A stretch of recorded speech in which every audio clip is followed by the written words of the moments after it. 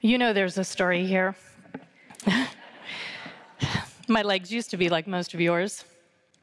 Standing here on this prosthetic leg, miracle of design and engineering though it may be, and this other reconstructed leg, which is a surgical miracle all its own, I won't tell you that I never missed the originals. But I've gotten so much better at focusing on what's now and what's ahead that wishing things were the way they used to be happens less and less. And I'm here to say, you don't have to get run over by a boat, dance with a propeller, wind up with 3 severely injured limbs, including one that had to be amputated, and years of recovery and adaptation ahead to gain that perspective. You can have it for free. And between those 2 options, that's also my recommendation. You know, this gap between what we want and what we get, or what we used to have and we have now, can be vast. And we fill that gap with the yearning for what was or what could have been. You know, I compare this to a phantom limb sensation. The feeling of actually believing you still have a limb that's no longer part of you. You know, I distinctly remember days after my accident, feeling this string stuck between my toes. You know, the sensation was so real, even though those toes were no longer part of me. And it was completely maddening, and to want to change something I couldn't. You know, this natural desire we all have to change something we can't, that yearning for the unfulfilled wish or the thing we lost, that can creep into our lives. It can pervade our entire experience of being alive, our sense of self, our capacity to be here now. I'm calling it phantom life, that nagging dissonance between what was or should be and what is. You know, nothing in my first 36 years of life ever really confronted me with the reality all that demanding. I've always been generally happy, but like most people, I'd find reason at times, you know, to idly wish life were different, easier, better. I'd focus on little things that don't really matter, or I'd compare the real to the ideal, or the perceived ideal. You know, it's a habit of mine, I think shared by most of us, to reflexively compare our situation to a seemingly better one. But then one weekend 4 years ago, everything changed. That boat ran over me and I almost died. A freak accident sent me on a one-way journey to find a cure for phantom life. It was a demand to give up attachment, not only to a limb, but to a fixed way of thinking about loss and change, about the way things should be. And you know, the perspective I learned on that journey was essential. It was also exhilarating. And I want to share a few lessons, 4 to be exact, that I learned from that unexpected journey. So the first one is centered all around the brain. You know, the brain is magnificent, and there are things we all know about the brain, such as its high level of plasticity and the ability for our brains to learn and relearn over time. You know, what's most interesting to me, though, is how our brains react to positive and negative events. Did you know our brains actually have a negativity bias? It's physiologically easier to be negative, and when something does happen that creates negativity, perceived or real, it's like a reinforcing of this natural wiring. But here's what I learned. We can actually get better at this. We can practice this. It's not just something that you have to say, wow, why is that other person so much better at dealing with whatever life hands them? But like all brain changes, frequent and repetitive actions are key to molding and reinforcing neural connections. So said simply, thinking more positive thoughts is like daily exercise for your brain, just like other exercise strengthens your body. You know, this next lesson centers around this idea of an anchor. You know, an anchor means a few things to me. First of all, there was literally involved an anchor with my boating accident that day. An anchor is also what grounds us, and for me, that's always been my friends and my family, my roots. But the anchor I want to talk about tonight is what we anchor our perspectives to. You know, we respond differently to other people's struggles than we do to our own. For ourselves, we replay, we wallow, we ruminate, we wish things were different.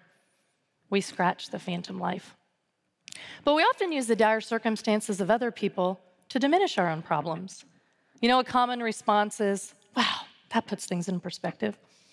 It's like a pop of light where the issue of the day seems meaningless in the wake of someone else's horrific problem.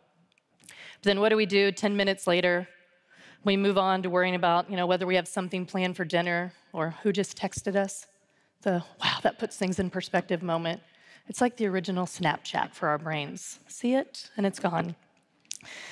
Recovery from any trauma, illness, death, divorce, job loss, whatever it is we're not prepared to handle, is hard.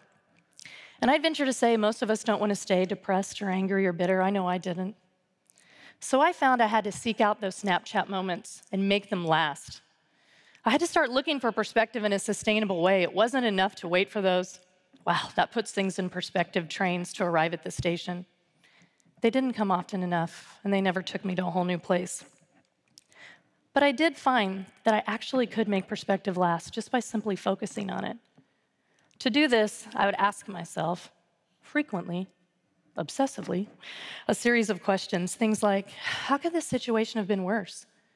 That boat could have hit my head or my vital organs. It's amazing that it didn't. My kids could have been there to witness it. Thankfully, they weren't. When we say it could be so much worse, we usually say that about someone else's problem, but what I found is when you're struggling, when you're really struggling, kind of at the end of that proverbial rope, ask yourself, what are 5 ways it could be worse? Commit to it, say it out loud, write it down, whatever. You'll be amazed at how it can change your anchor point. I'd also ask myself, what's the hidden advantage in this seemingly terrible situation? Many days I honestly couldn't find an answer to this. I was the mother of a 2-year-old and a 4-year-old, crawling upstairs. We're stuck in a wheelchair. My career was on hold. My husband was Insta caregiver. I couldn't do one single thing alone. But some days I'd find an answer I could make myself believe. Maybe I'll write a book and go on tour and inspire millions and work 1 day a month. Sounds pretty good. Maybe my kids will be more accepting or empathetic. I remember during this era, my son would tell me that, Mom, I'm going to come lie with you and you're resting your legs. And he would tell me he'd bring me one of his stuffed animals. And this is usually how that would end. Because, of course, I didn't have a leg on. And then I would also notice his high empathy as he would care for one of our special friends, Mr. Caterpillar, who also happened to lose a leg. I remember my 2-year-old daughter at this phase coming down wearing this single leg warmer, and I asked her, what is that? And she said, well, that's my prosthetic leg, Mama. Solidarity at 2. But what I really learned was that it didn't matter if I found the hidden advantage. Just the practice of regularly asking the question changed my perspective. Another tactic I would use was to think outside of myself, a broader lens, a third-person point of view. I would use this broader lens to reset my anchor to the past. For instance, I would make myself compare day 72 of my recovery to day 7 of my recovery versus comparing day 72 to my pre-accident life. Bearing weight on a new prosthetic leg and taking those first steps and learning to walk again seemed pretty miraculous compared to, not being able to roll over in bed or put in your own ponytail. We need to choose our mental competition wisely.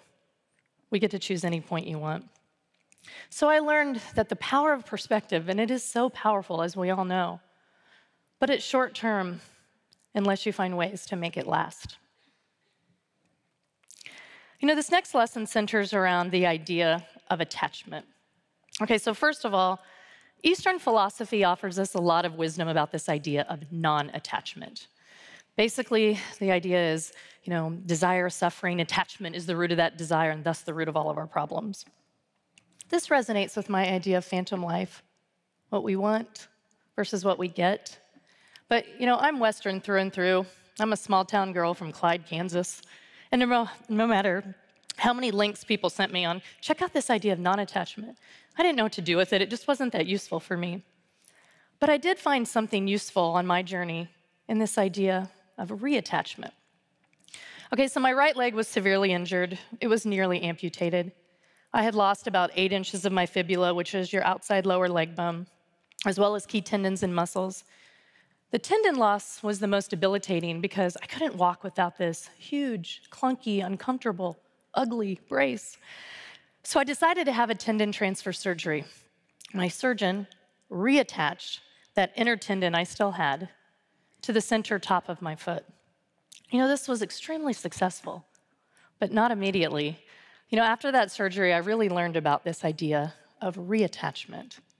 For over 3 decades, my brain had believed that that inner tendon was used to move my foot inward and downward.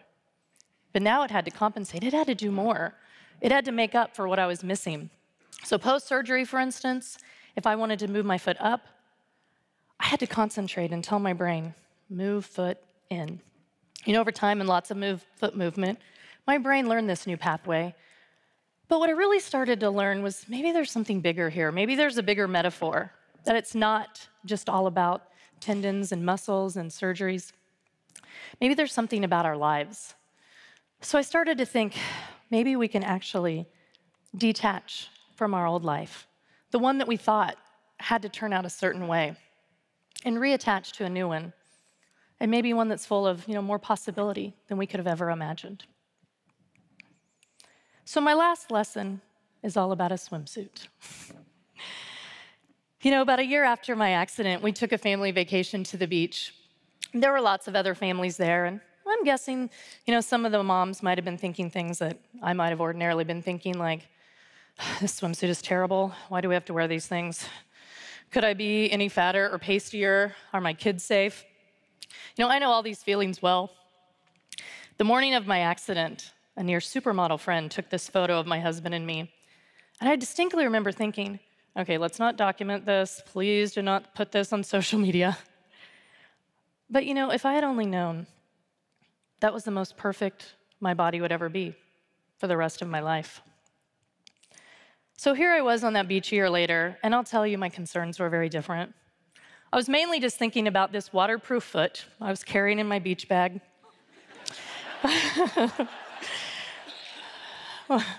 My normal prosthetic foot is pretty cool. It can do things like sense terrain. So if I'm going uphill or downhill, it mimics a natural ankles movement.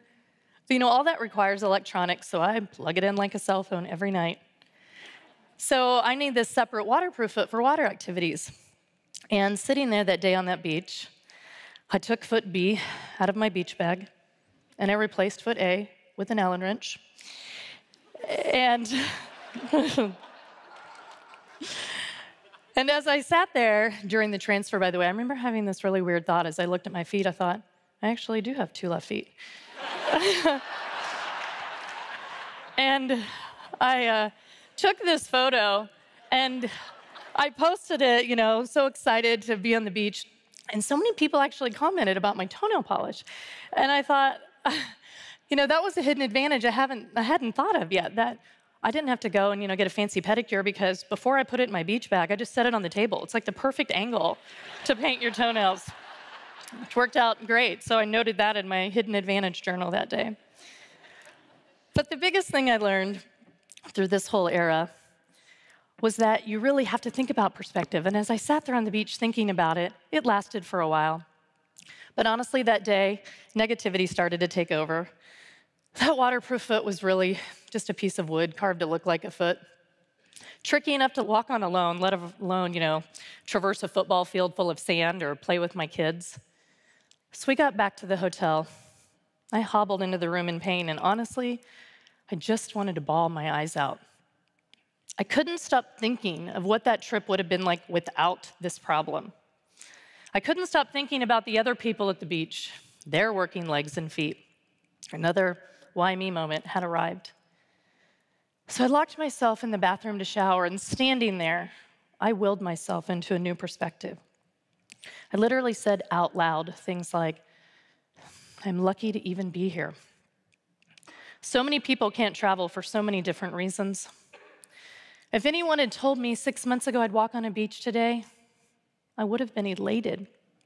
Standing here on this waterproof foot, well, at least I'm standing up in the shower, which I haven't done in a year.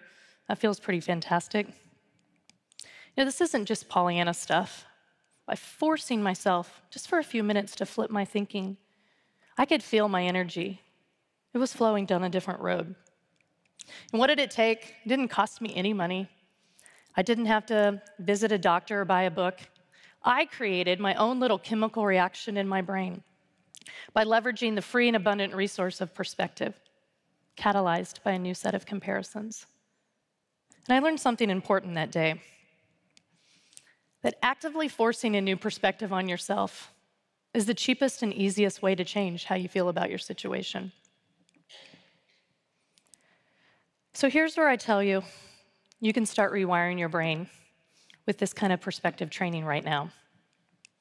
You know, it's so simple if you don't have to. Most people probably won't even bother to try it. But if you knew that practicing perspective training could better prepare you to handle any kind of challenge or struggle, would you do it? Would you give yourself the equivalent of a dopamine shot every day, but one that's free, painless, organic, and on your own time? Would you spend just a few minutes reframing your daily problems to wire those pathways for the bigger problems to come? You know, perspective is essential. We all know it's part of the human condition to face change and struggle and challenge. You know, I always say, you never meet anybody who turns 90 and says, nothing ever happened in my life. And we need to think about perspective for what it is. It's free, abundant, it does not discriminate. It's like air, it's all around us, it's life-giving. We don't notice it when it's good, but when it's bad, or when we run out of it, we can notice nothing else. And what do we do when it's water instead of air? Even as we're losing consciousness close to death, we struggle to surface, to breathe, to save ourselves. You know, my crazy life experience, along with that of other trauma survivors, forces this kind of brain training. It's do or die time, literally. And you know, multiple studies have shown that trauma survivors are happier on average than lottery winners. This makes sense to me because survivors have been forced to learn these lessons. It's like you're awarded a free pair of life goggles if you make it back to the living. But anyone living can wear them. You're wearing them now. You just have to start asking the right questions and see how the view and you begin to change.